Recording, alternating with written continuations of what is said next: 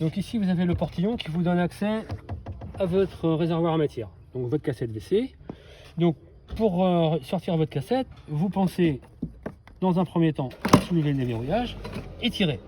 Si malgré tout vous sentez une résistance, surtout n'insistez pas, allez plutôt fermer le volet à l'intérieur, ce qui vous évitera de casser votre cassette. Donc le volet que vous allez ouvrir, ce que j'actionne sur la cassette, en fait vous le ferez bien sûr en haut par le biais d'une poignée. Si votre cassette est ouverte, à ce moment-là, le bouton étant là, vous risquez d'endommager le système. Donc pensez à fermer par le haut. Pour l'utilisation de votre cassette, il va falloir mettre des produits. Donc les produits, vous les trouverez en magasin. À ce moment-là, vous allez avoir le bouchon doseur ici qui vous permet de mettre le produit en liquide.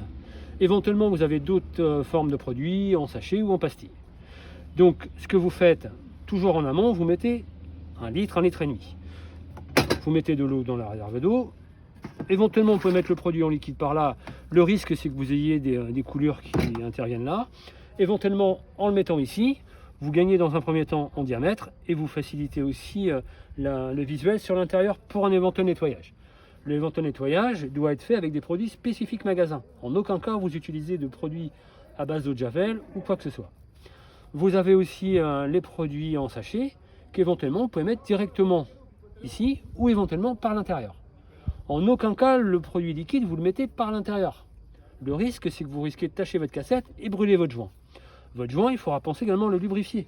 Pour ça, vous avez un produit qui existe, qui, lorsque vous en mettez sur le joint, vous permet de garder une bonne étanchéité, une bonne souplesse, vous permet également de faciliter le coulissement du volet. Ce spray-là peut être également très utile pour tout ce qui est joint, de portillon, de baies, de lanterneaux. Vous pouvez également l'utiliser sur tout ce qui est matière plastique, ce qui vous permettra de prolonger la vie de vos joints dans le temps. Donc c'est quelque chose qui est relativement intéressant. C'est un produit polyvalent. Alors, pour continuer avec la cassette, donc une fois que vous avez mis le produit dedans, au préalable, vous aurez pensé bien sûr à mettre de l'eau. Vous mettez 1 litre, 1,5 litre. Lorsque vous allez utiliser votre cassette, si votre cassette est pleine, à ce moment-là, vous aurez un voyant qui s'allumera en haut. Donc, lorsque votre cassette est pleine, donc vous la sortez comme on a vu précédemment, vous utilisez bien sûr le bon papier. En aucun cas, vous utilisez un papier de maison, au risque de boucher toute votre cassette. Lorsque vous allez nettoyer, en aucun cas vous secouez. Ce qu'il faut que vous fassiez, c'est surtout des mouvements circulaires pour pas endommager le mécanisme de flotteur à l'intérieur. Lorsque vous allez vous retrouver sur une aire de service, vous penserez bien sûr à défaire le bouchon qui peut vous servir également de bouchon doseur. Vous voyez, si vous prenez le produit liquide, vous aurez les doses qui peuvent être également utilisées ici, ce qui vous évite d'avoir une dose quelconque à côté. Vous n'oublierez pas d'appuyer. Le bouton que vous avez là, en fait, est un bouton de décompression qui va vous faciliter la vidange.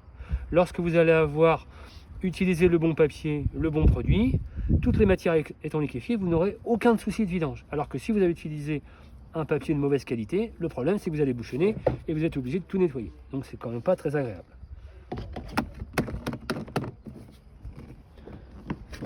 Votre cassette, entre chaque utilisation, vous allez simplement mettre de l'eau. Dans la saison, ce sera largement suffisant. En revanche, pendant un long hivernage ou une longue période sans utilisation, pensez à prendre des produits spécifiques magasin, de manière à ce que vous ayez toujours une cassette en très bon état.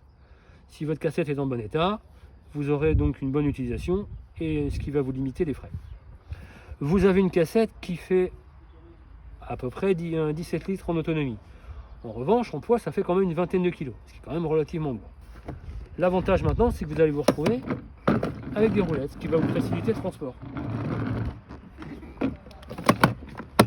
Pour remettre votre cassette en place, vous allez bien sûr fermer. Le volet, si éventuellement vous l'avez retiré, ça c'est juste par mesure de précaution pour éviter que malheureusement ce volet tombe dans les évacuations le jour où vous vidangez. Pensez surtout à refaire coïncider les deux repères. Vous voyez des petites flèches ici, qu'éventuellement vous pouvez surligner avec un petit marqueur blanc. Comme ça au moins c'est quelque chose de visuel qui vous interpellera. Parce que si éventuellement vous mettez le volet à l'envers, le problème c'est que vous allez forcer et risquer d'endommager le mécanisme. vous remettez bien en place. Une fois que la cassette est bloquée, aucun souci.